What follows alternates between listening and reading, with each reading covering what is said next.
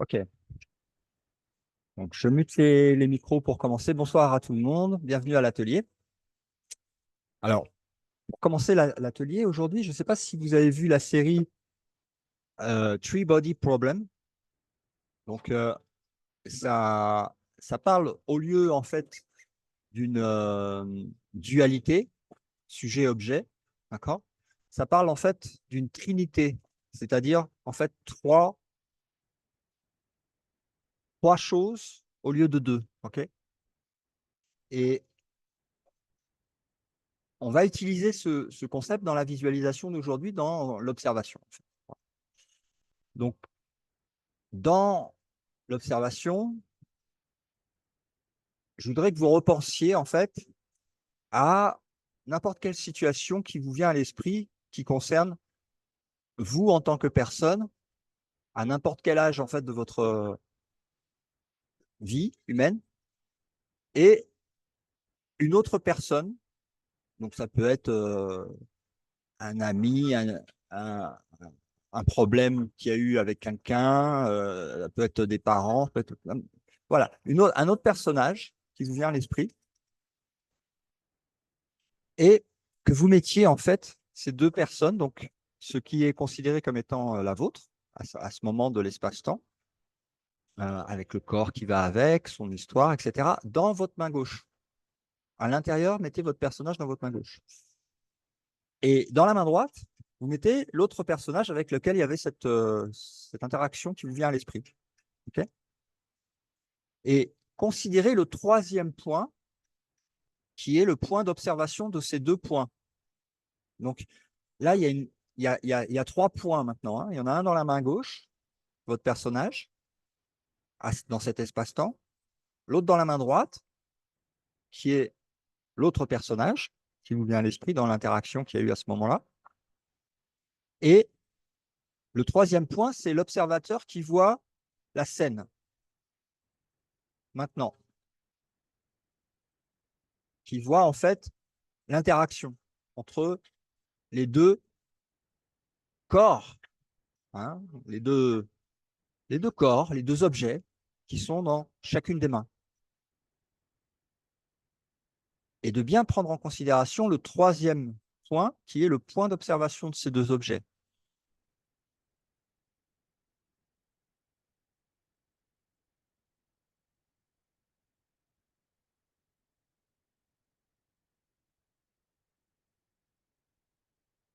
Et de rester dans cette observation absolument neutre en tant qu'observateur, sans prendre parti dans l'histoire qui se raconte entre ces deux objets qui sont observés.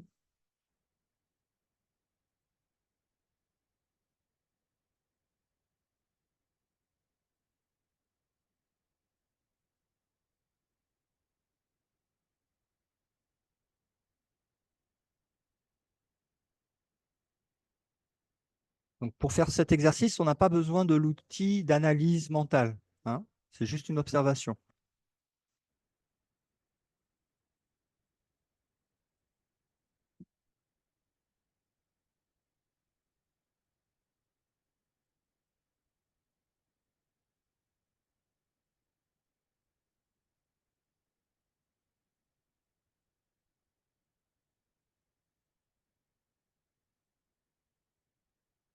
Alors maintenant, vous pouvez changer d'exemple aussi. Hein. Vous pouvez toujours mettre dans la main gauche le personnage principal, hein, le corps que vous croyez être, l'ego, le personnage. Et dans la main droite, n'importe quoi d'autre.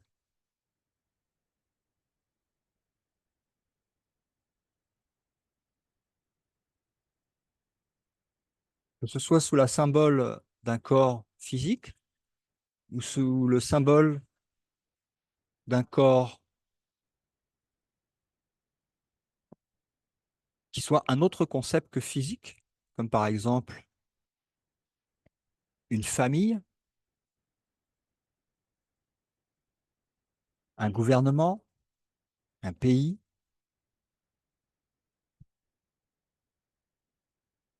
la nature, du monde,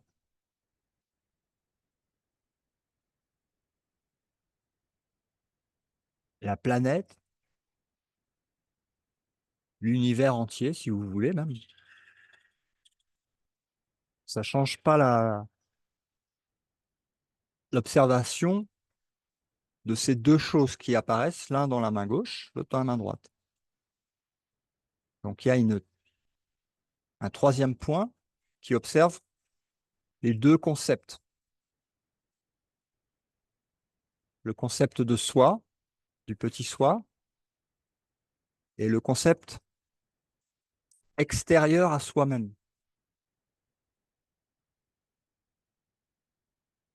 Sujet-objet. Et ce qui observe sujet et objet n'est ni l'un ni l'autre.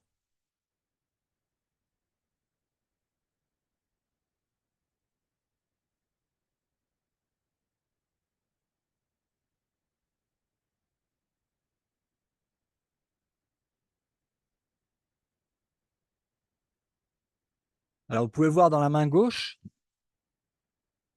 que celui qui a des problèmes,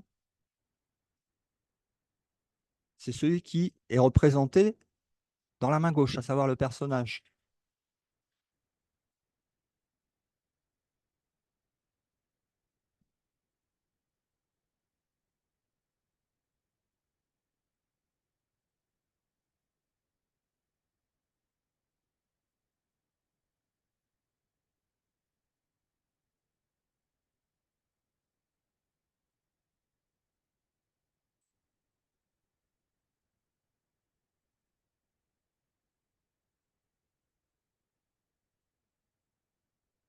Et prenez en considération la possibilité que ce soit les images que vous voyez dans la main gauche ou que ce soit les images que vous observez dans la main droite, en fait, c'est le troisième point qui est le point d'observation de ces deux images en tant qu'observateur,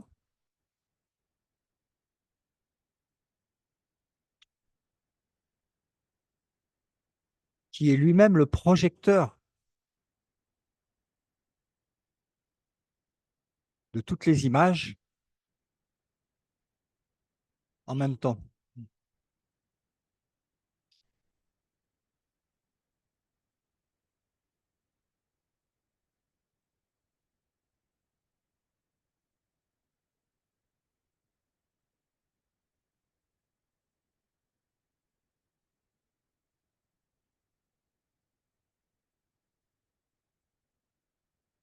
Observez l'observateur maintenant. Concentrez-vous, lâchez l'observation des deux images qui étaient dans les deux mains et plongez votre regard intérieurement vers l'observateur lui-même.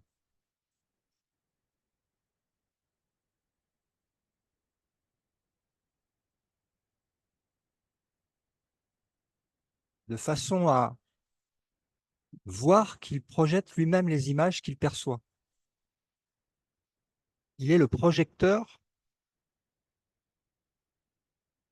des images.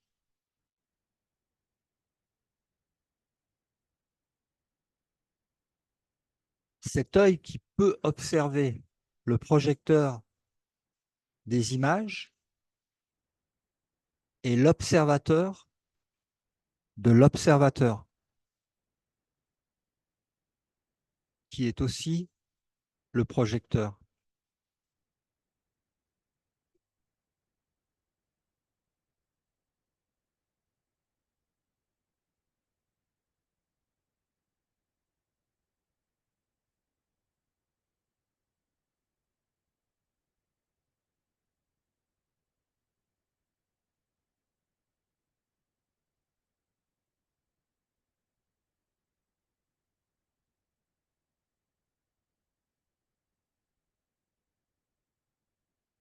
L'observateur de la polarité, de la dualité, représentée par les deux images dans les deux mains, est lui-même l'inventeur, le projecteur de cette image duel sujet-objet.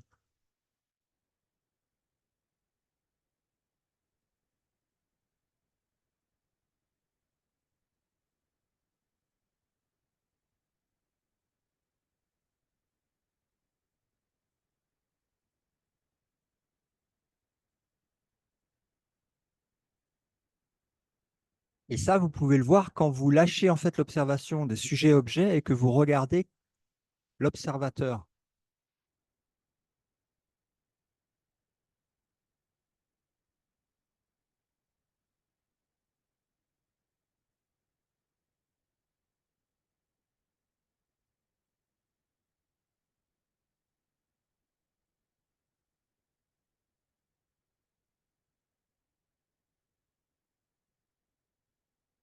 Ce qui peut observer l'observateur est au-delà de l'illusion.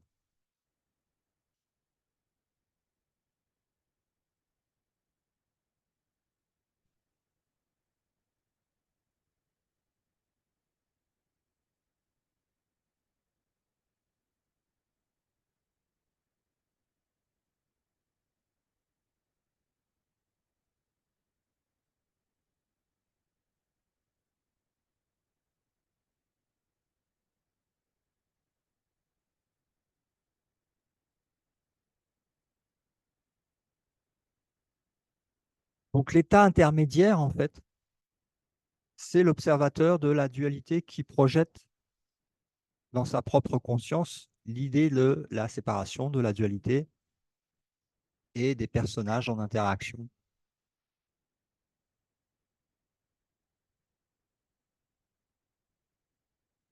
dans l'espace-temps.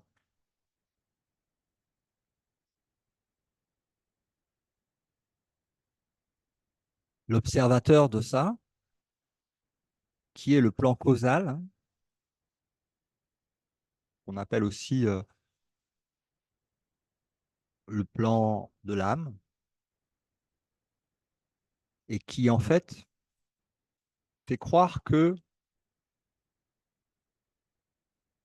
il y a identification à une forme particulière dans toutes les images qui sont projetées à partir de la même idée de séparation et du même mental, qui apparaît comme étant multiple. Mais l'observateur, en fait, de la pièce de théâtre qui se passe sur l'écran de la conscience, du carnaval de la naissance et des morts,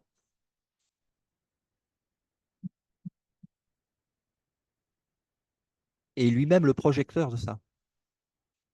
Donc ça, c'est au niveau de l'observateur qui est hors espace-temps, c'est le plan causal, là où se situe le problème et là où se situe la correction en même temps.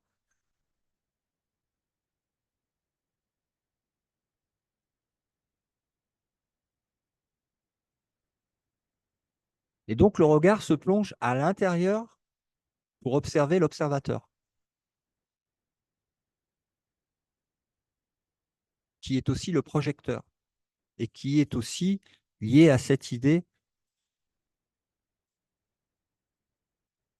qu'il existe autre chose que le royaume de Dieu.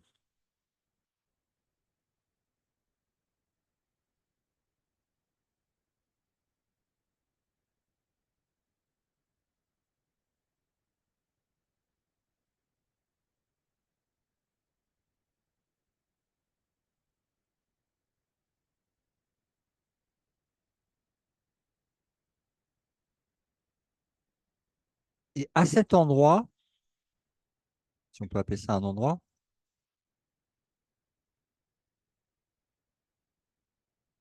certains pourront ressentir un malaise ou une peur qu'il est possible de remplacer par la joie de la correction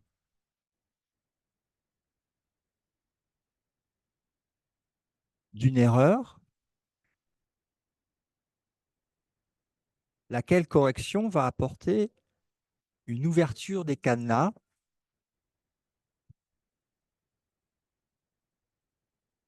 un relâchement des croyances mémorielles traumatiques,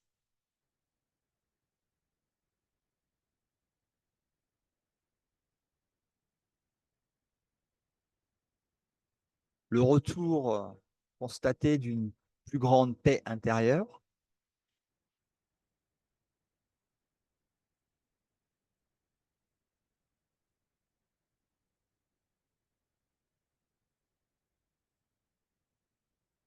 l'ouverture d'un autre canal de communication pour nous guider à travers l'illusion de l'espace, du temps, de la matière, vers la vérité éternelle, vers la vie éternelle, vers le réveil.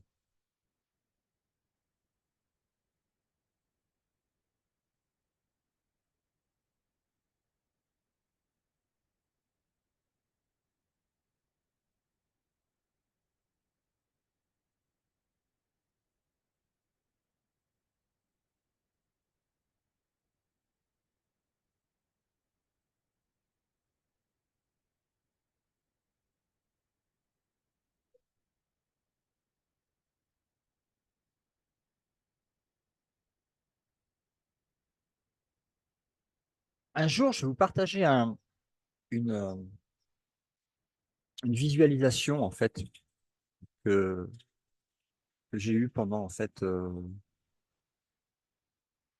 des, le long de la période de réveil, on va dire. C'était sur un fond totalement noir, un vase de porcelaine blanche qui tombe par terre sur ce sol noir et qui se fracasse en de multiples morceaux éparpillés et séparés par le noir.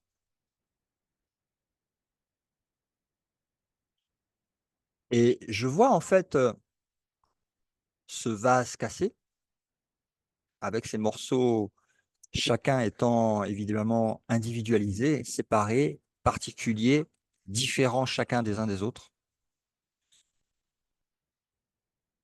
et séparés par un espace noir.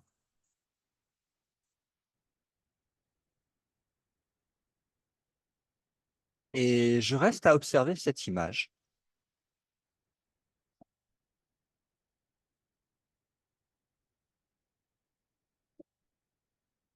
Et j'entends l'interprétation des deux parties en fait opposées de l'esprit, hein, donc de l'ego, du système de pensée de l'ego et du système de pensée du Saint-Esprit, qui me donnent chacune, une interprétation évidemment différente et opposée.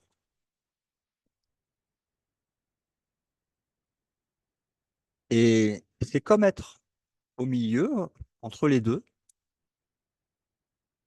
hors espace, hors temps, et avec une image qui est montrée, hein, comme sous une forme de symbole, on va dire.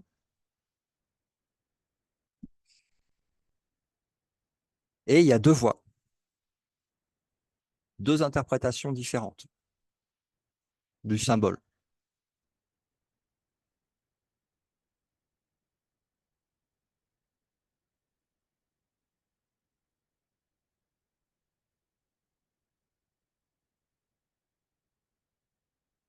D'après vous, quelles étaient les interprétations des deux voix? Est-ce que vous pouvez voir la symbolique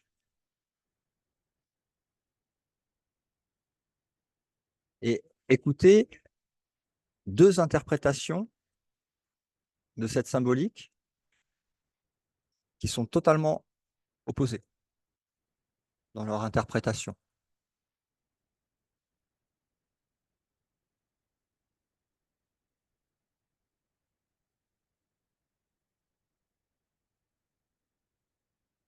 Alors, je vais vous donner un indice.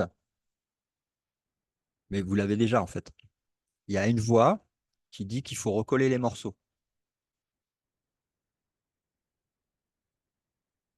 pour faire de ce qui est séparé une unité.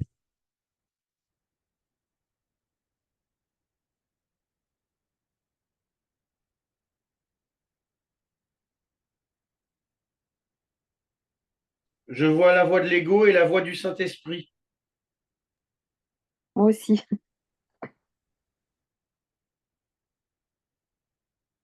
Alors moi, dans cette interprétation, je ne vois que la voix de l'ego.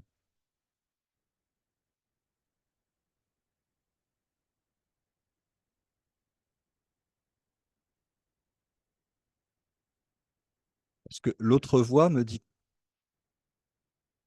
que ce que je vois n'est pas réel.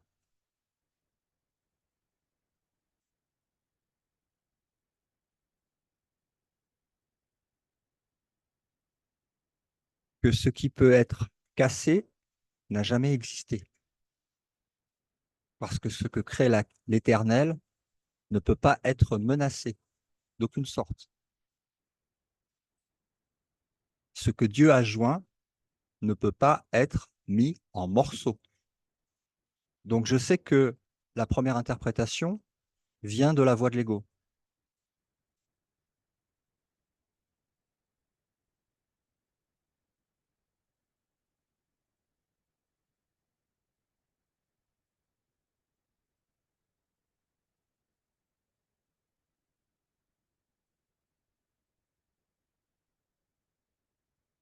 La voix du Saint-Esprit me montrait que le symbole du vase cassé était la projection de mon rêve, en fait, de séparation et de multitude de morceaux épars, lesquels n'avaient jamais existé,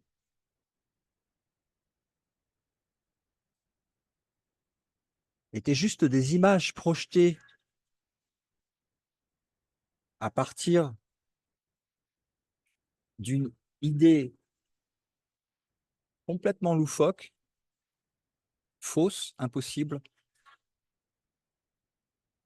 et que la correction, en fait, ne se trouvait pas au niveau des images et des symboles que je voyais, mais au niveau du penseur et de l'idée qui avait généré cette image.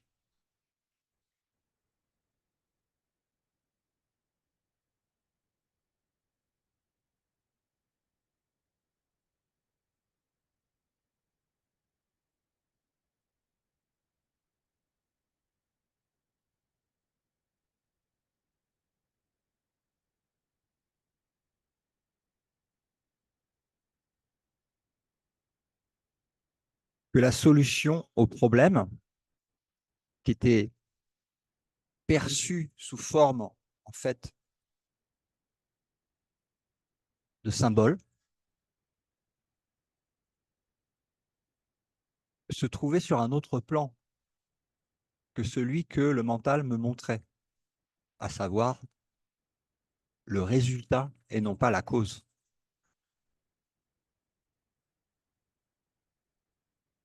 Et que chercher en fait à modifier une illusion en essayant de la rendre réelle était une perte de temps totale, menant nulle part.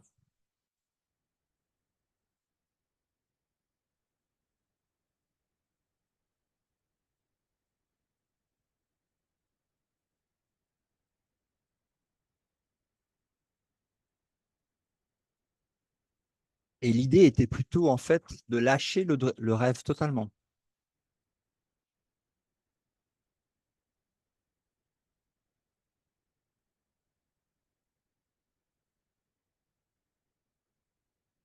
Et de me souvenir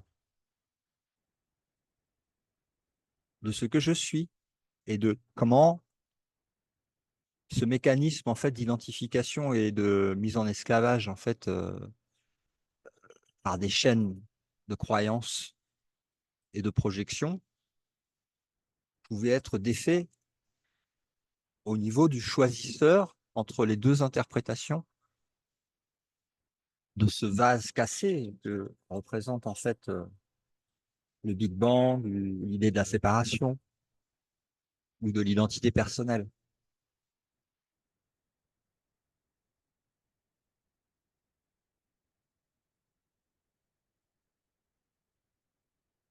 Que l'une est spatio-temporelle en disant, OK, faisons un meilleur rêve, un meilleur personnage, un meilleur futur, un meilleur ceci, un meilleur cela,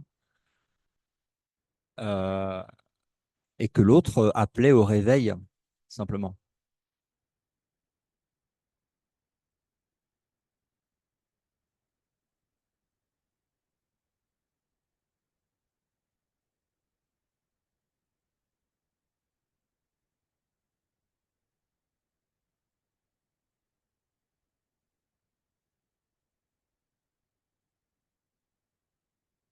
Mais qui veut dire réveil dit aussi lâcher prise du rêve, donc lâcher prise aussi des concepts, parce que la vérité n'attend pas, elle a toujours été. Les concepts sont passagers. Ils sont là pour répondre à l'ignorance qui est le voile. Mais dans la vérité, il n'y a pas de concept. Il y a la connaissance, mais pas de concept que la connaissance. Il n'y a pas de, il y a pas de limite, il n'y a pas de temps, il n'y a pas d'espace, il n'y a pas de matière, il n'y a pas d'histoire. Par contre, il y a la vie éternelle. Donc, quelle est la version des deux que je choisis en fait de suivre dépend en fait de l'attrait que j'ai pour l'un ou pour l'autre. Et en fonction de ce choix qui soit bien conscientisé, enfin en tout cas porté à la conscience, euh, les résultats de l'expérience sont différents. Ça pointe vers des expériences différentes.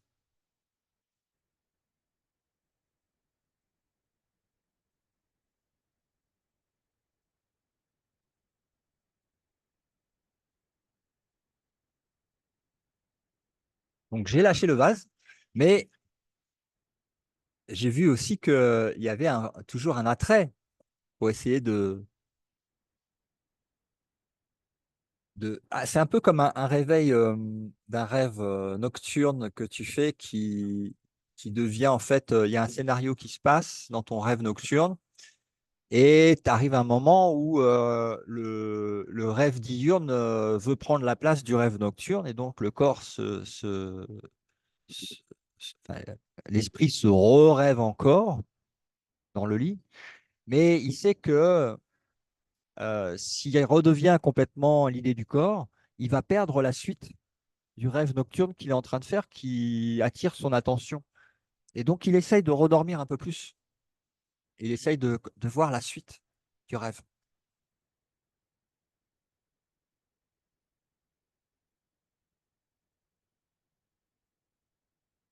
On a tous fait cette expérience de vouloir prolonger en fait, le rêve nocturne au moment où il y a le réveil du corps.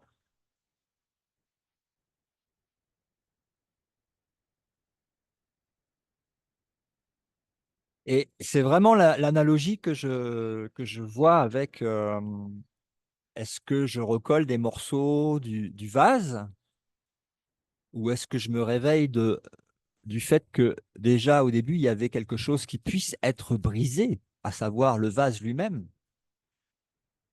D'où vient l'idée du vase? D'où vient l'idée de la limitation? D'où vient l'idée de la chose, entre guillemets? D'où vient l'idée de la mort? D'où vient l'idée de la peur, de ce qui peut être brisé?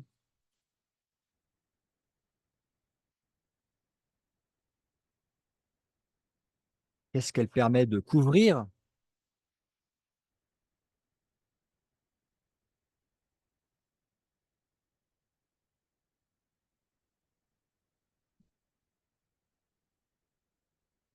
Suis-je la victime de ce subterfuge ou celui qui est le le choisisseur, en fait, de cette expérience, de ce rêve.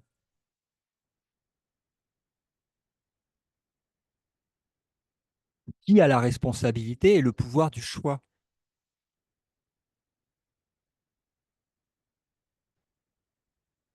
Quelle est la partie de mon esprit qui lutte contre la vérité?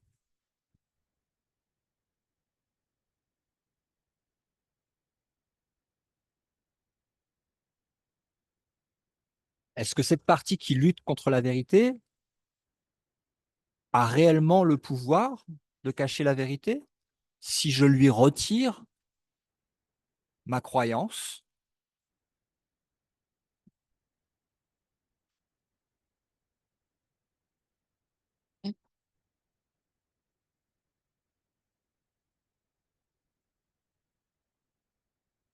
Qu'est-ce qui pourrait résister à la vérité si je m'allie à la force du Christ intérieur en mon esprit, aligné sur la volonté de Dieu que je reconnais comme étant la mienne? Qu'est-ce qui peut se mettre en travers de ça?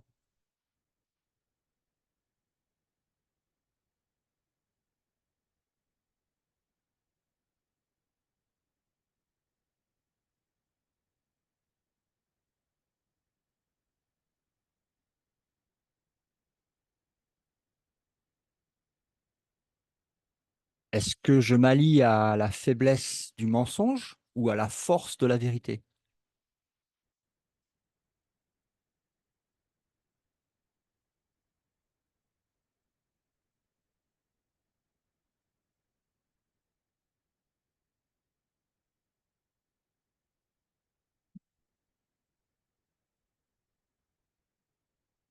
Et qui fait ce choix à part moi?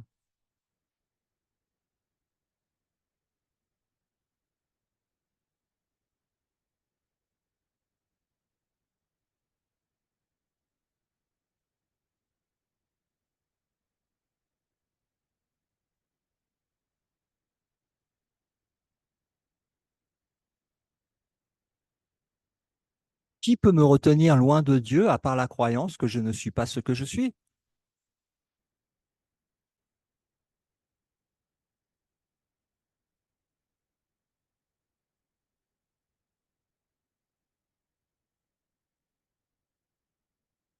Qui prend la décision de croire en la misérabilité de l'histoire qui est racontée sur ce à quoi je me suis identifié?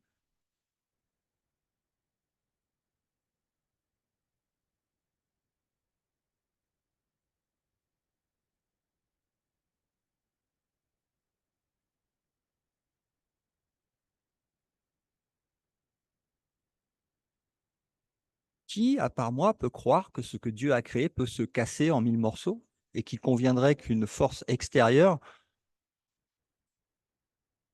puisque indépendante de la volonté divine, doive effectuer une action pour réparer quelque chose que Dieu n'aurait pas créé? Qui peut croire à ça?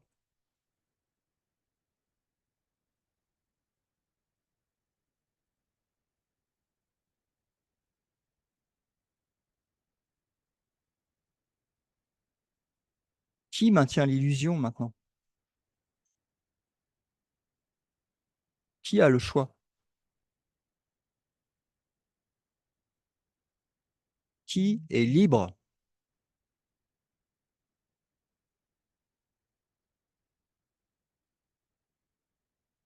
Qui a toujours été?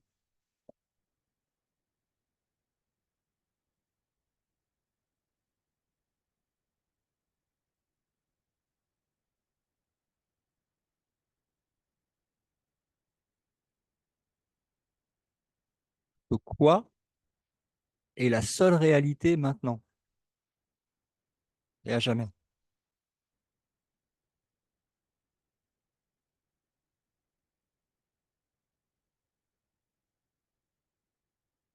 Est-ce que je vais encore rêver que je vais mourir ou est-ce que je vais me réveiller?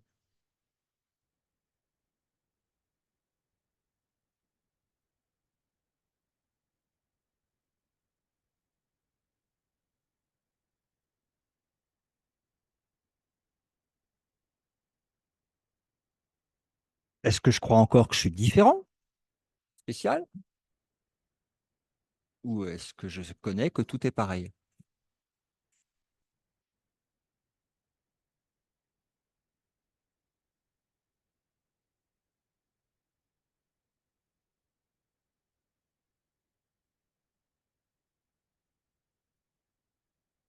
Est-ce que je vais encore chercher à comprendre et à analyser les différences du rêve, ou est-ce que je vais accepter qu'aucune image n'est réelle, une bonne fois pour toutes,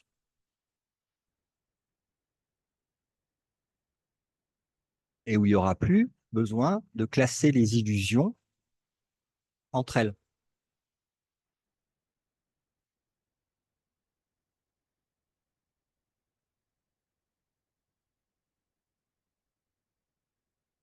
Est-ce que je vais écouter en fait l'enseignant qui dit que tout ce que je perçois dans le monde n'a aucune signification? Leçon numéro 1 du cours, leçon numéro 2, toutes les significations que je vois dans le monde, c'est moi qui les ai apportées. Comme on dit, projecteur est aussi le percepteur, celui qui perçoit. Il projette, il perçoit. Et que ces images n'ont aucun sens.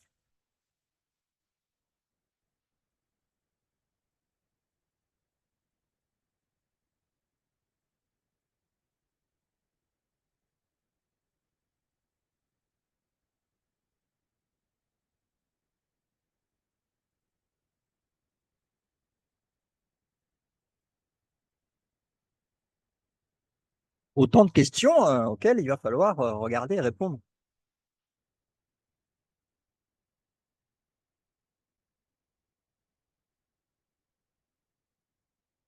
Alors, c'est toute l'utilité du cours, puisque le cours va pointer sur en fait toutes ces questions à travers chaque chapitre, pour finir toujours à la fin du chapitre 31 par choisis à nouveau.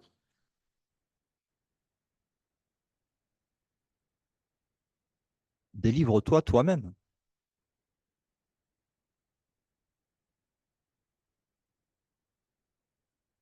Arrête de croire en ce que tu as inventé. Ça n'existe pas. Tu n'es pas cela.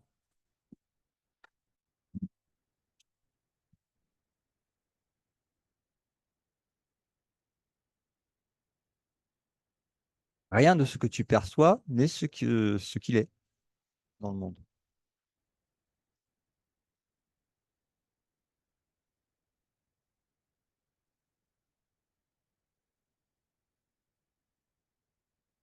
Je n'en suis pas la victime, j'en suis le faiseur qui l'a inventé. Je me le suis fait à moi-même.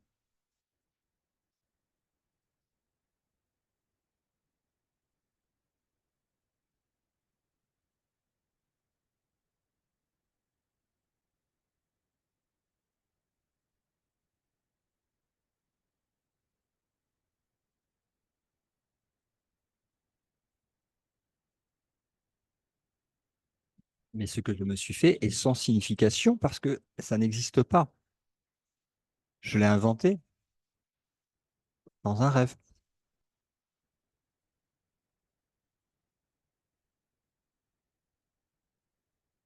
Dieu n'a qu'un fils, le fils de Dieu ne peut pas souffrir et je suis son fils.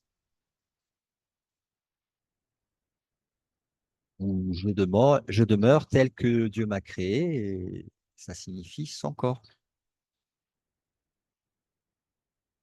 sans histoire, sans individualité, sans âme individuelle.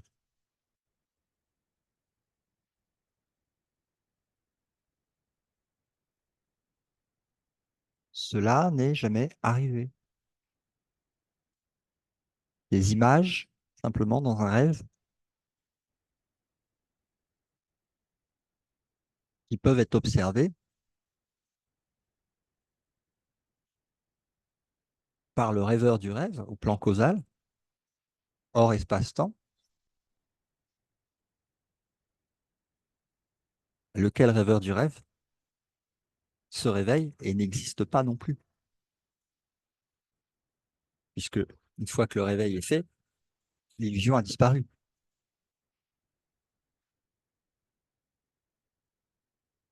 Mais vraiment comme si elle n'avait jamais été.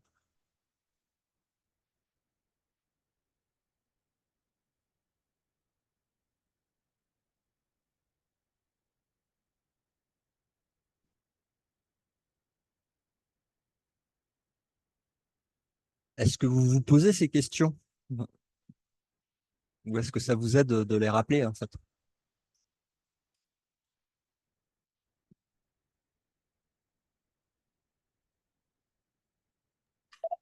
Moi, ça m'aide que tu les rappelles parce que je me les pose pas toutes. Certaines, mais pas toutes.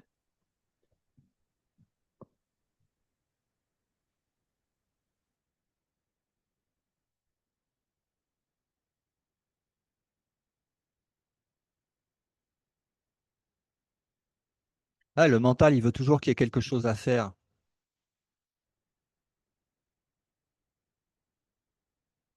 C'est ce qui rend pour lui l'illusion réelle.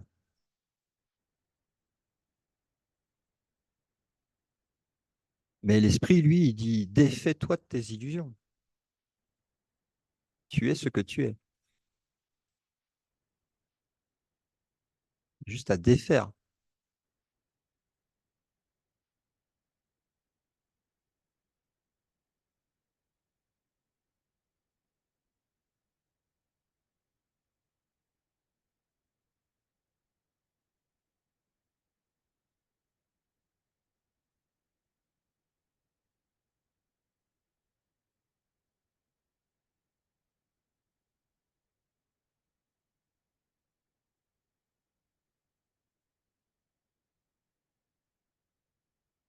Qu'est-ce que c'est que cette arrogance qui vient dire qu'il peut couvrir la vérité par un mensonge?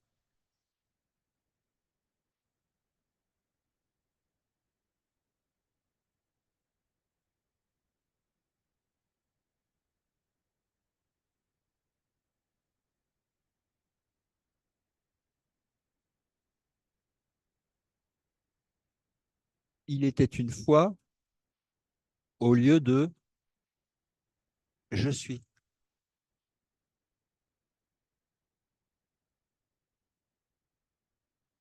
ce que Dieu a créé.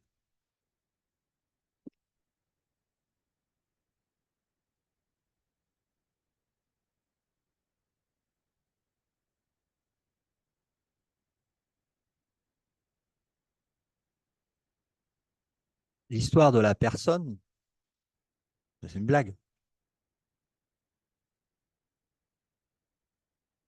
Le genre de mauvaise blague fait à soi-même. Donc, il est possible de se débarrasser comme un vieux vêtement que tu jettes, parce que tu n'en veux plus. Tu veux te rappeler ce que tu es et non pas garder un costume de personnage.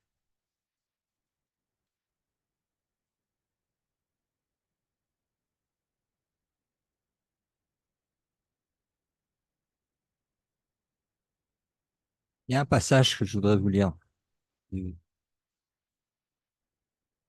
du cours.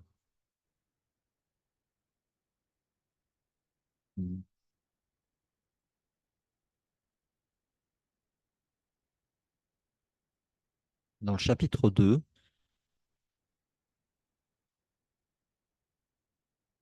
je le retrouvais.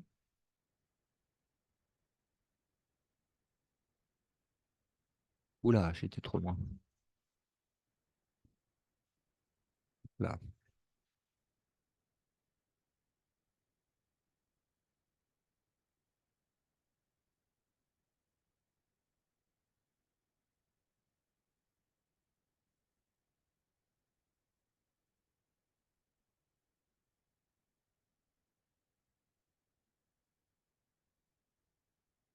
je suis encore trop loin.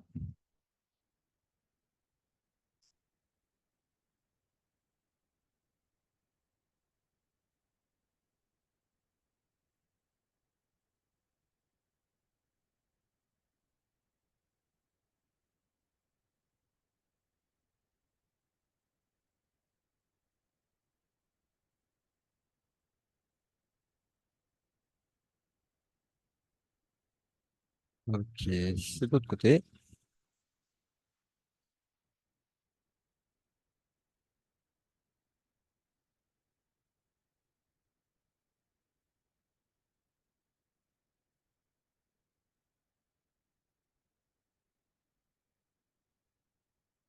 Alors, chapitre 2.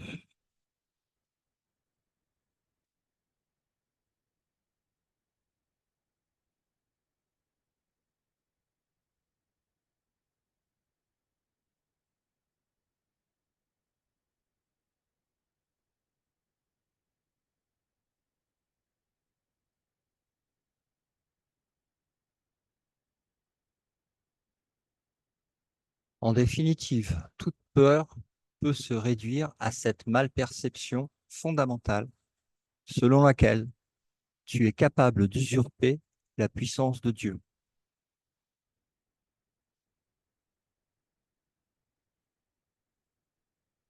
Bien sûr, tu ne peux pas, et tu n'as jamais été capable de le faire. Voilà la base réelle de ton évasion de la peur.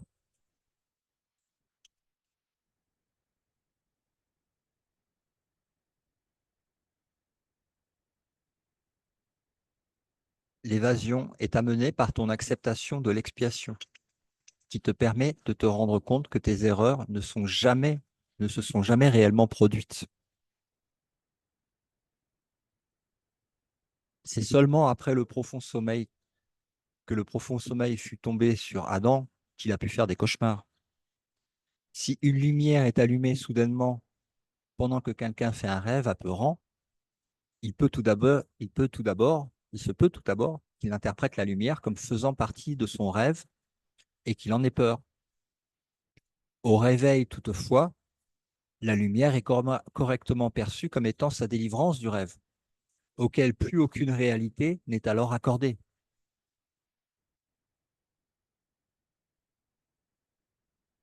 Cette délivrance ne dépend pas des illusions. La connaissance qui illumine ne te rend pas seulement libre, elle te montre aussi clairement que tu es libre.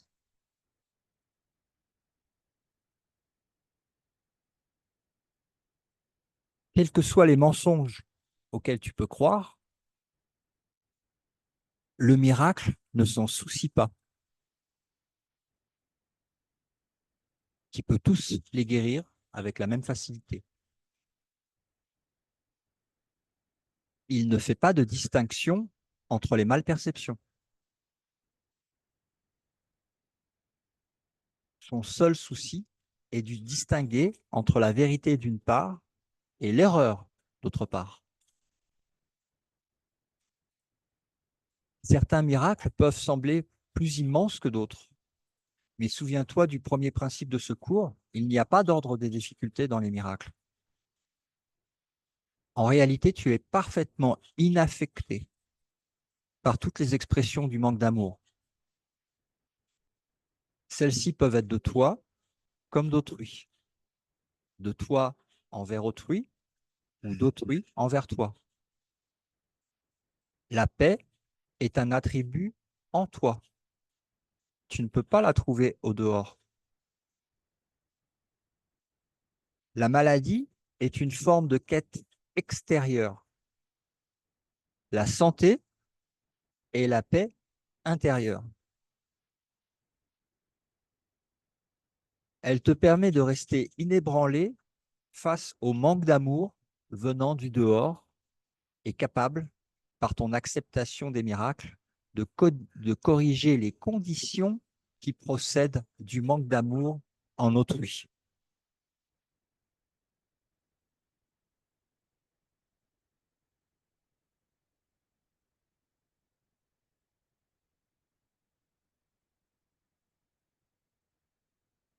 Un autre passage, un peu plus loin, c'est dans le chapitre 2. Cette paix est totalement incapable d'être ébranlée par quelque erreur que ce soit. Elle nie, elle nie à tout ce qui n'est pas de Dieu la capacité de t'affecter. Voilà le bon usage du déni. il n'est pas utilisé pour cacher quoi que ce soit, mais pour corriger l'erreur. Il porte toute erreur à la lumière, et puisque erreur et ténèbres sont la même chose, il corrige l'erreur automatiquement. Le véritable déni est un puissant mécanisme de protection. Tu peux et tu devrais nier toute croyance voulant que l'erreur peut te blesser. Ce genre de déni n'est pas une dissimulation, mais une correction.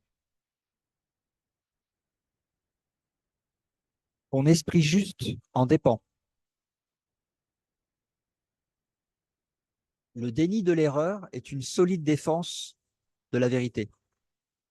Mais du déni de la vérité résulte la malcréation, les projections de l'ego. Au service de l'esprit juste, le déni de l'erreur libère l'esprit et rétablit la liberté de la volonté.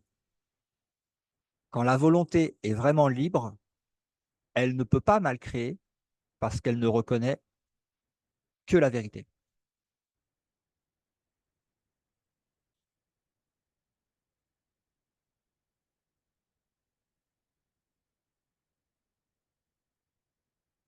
Tu peux défendre la vérité aussi bien que l'erreur.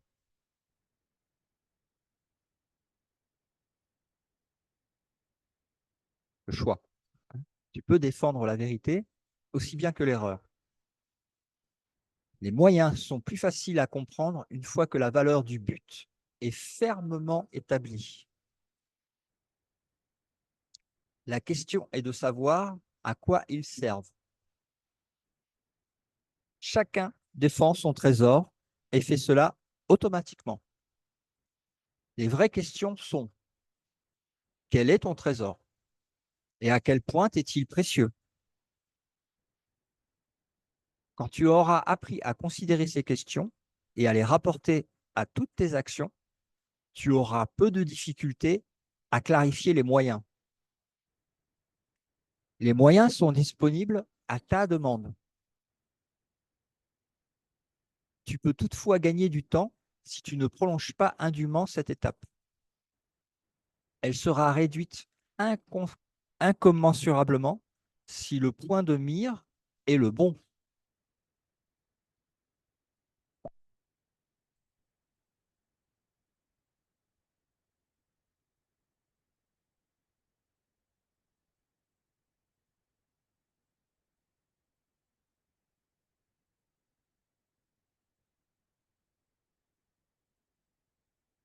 Alors, derrière, je vais vous lire un autre passage. Toujours dans le chapitre 2, c'est au 6e point, peur et conflit. C'est quelques paragraphes après les premiers.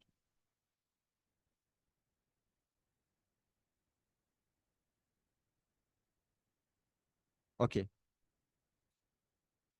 Donc, écoutez bien ce passage. Je vais vous le mettre sur l'écran.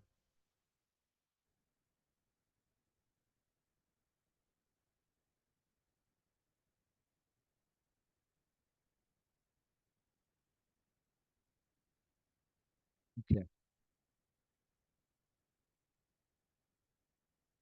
Donc, ça commence ici. La correction de la peur est de ta responsabilité. Quand tu demandes à être délivré de la peur, tu donnes à entendre que ce ne l'est pas. Plutôt, tu devrais demander de l'aide dans les conditions qui ont amené la peur.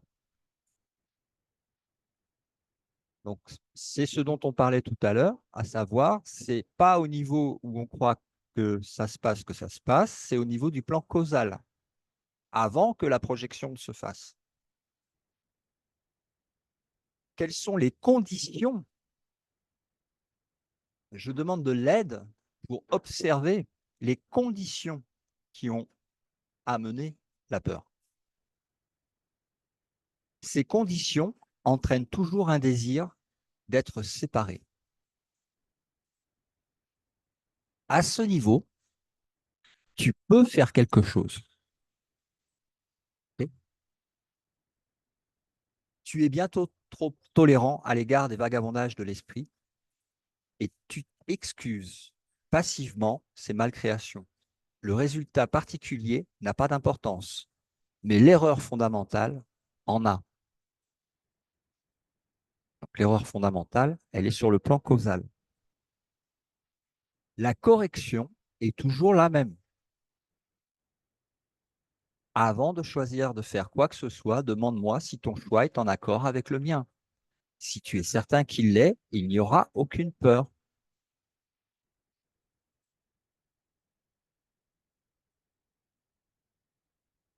Voilà, c'est le passage que je voulais vous pointer.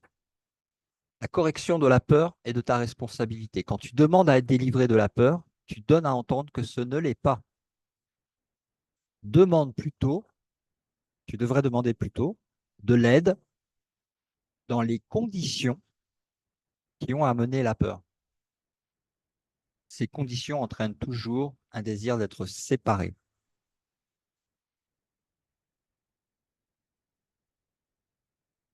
Tu vas observer ton désir d'être séparé qui viennent des conditions qui ont créé la peur.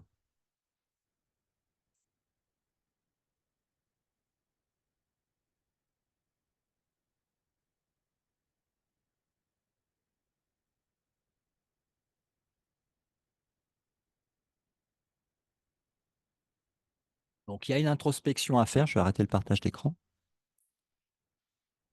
Il y a une introspection à faire, il y a une observation à faire. Et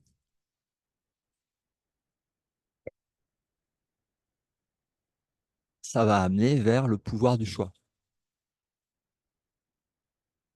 Voilà.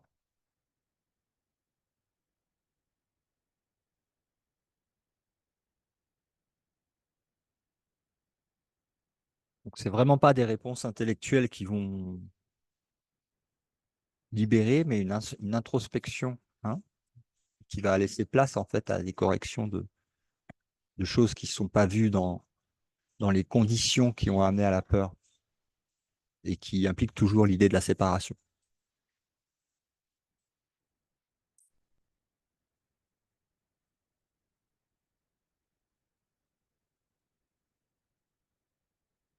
Des questions sur ce qu'on vient de voir?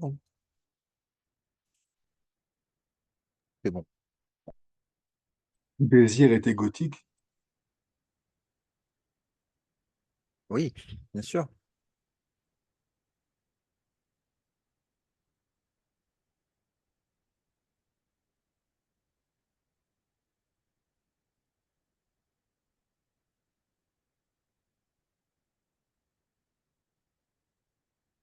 Bah oui, le, ce que tu es n'a besoin de rien. Il a tout reçu.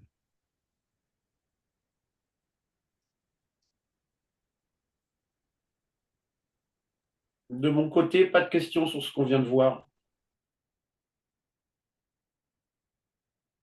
Ok.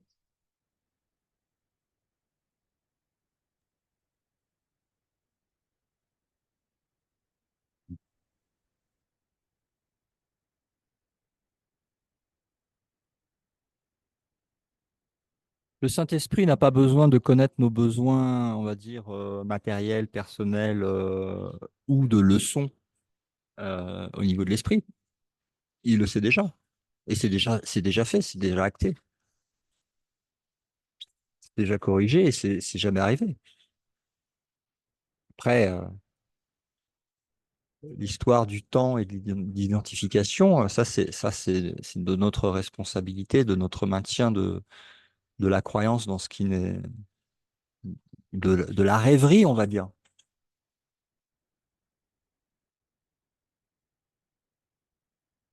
Mais ça change pas non plus la vérité.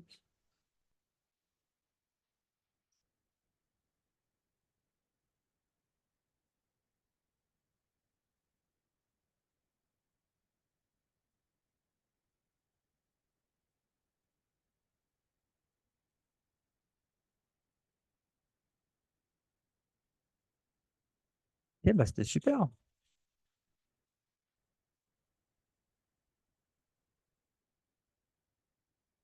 Donc, à la semaine prochaine, je vous dis, on se retrouve pour un autre atelier. Les codes, pour ceux qui veulent venir dans le Zoom, hein, n'hésitez pas. Les codes sont sur lumière-sur-gaia.com.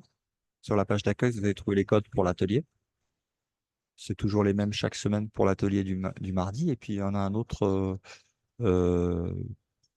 code pour les ateliers du mercredi, pour les satsang. Et puis, n'hésitez pas, si vous avez besoin de mentorat, on va dire privé, qu'on puisse regarder où est-ce que vous en êtes et puis adapter en fait les rappels simplement à votre situation que vous traversez actuellement, peut vous aider à gagner du temps. N'hésitez pas. Il y a les codes aussi sur la page d'accueil de Lumière sur Gaïa. Voilà, voilà, voilà. Et merci. Passez une bonne soirée, bonne journée.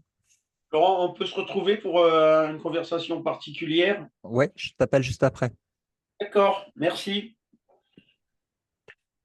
Bonne journée. Ciao, Merci ciao. beaucoup. Salut. Ciao.